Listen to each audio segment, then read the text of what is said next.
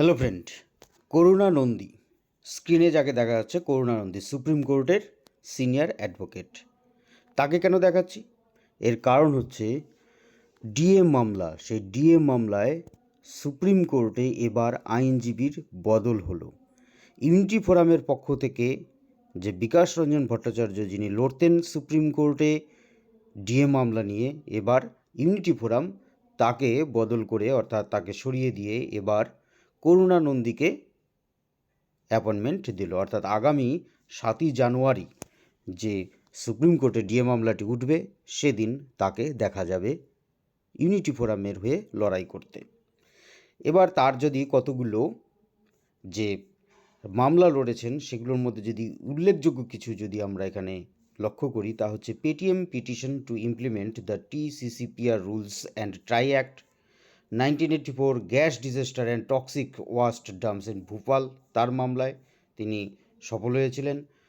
Marital rape, legislation of queer marriage, criminal law amendments 2013 anti rape bill, সেটাতেও তিনি সফল হয়েছিলেন।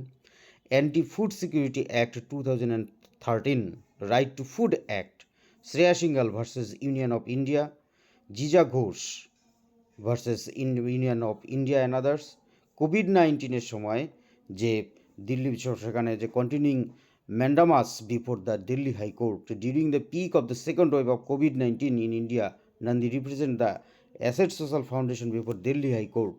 The NGO sought judicial intervention to ensure the provision of essential supply of medical care for COVID-19 patient undergoes home treatment due to the shortage of hospital bed.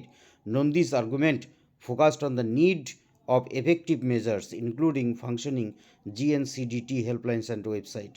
এইটি কিন্তু ভীষণ গুরুত্বপূর্ণ। আমরা সেই COVID-19 সময় এই বিষয়টি দিল্লিতে যে অবস্থা হয়েছিল তখন কিন্তু তার সওয়াল আমরা দিল্লি হাইকোর্টে দেখেছি। সুতরাং একটু হলেও আশা করা যায় এবার হয়তো বা, জানি না কী হবে, সম্পূর্ণটাই কোর্টের উপরে নির্ভরশীল। ধন্যবাদ।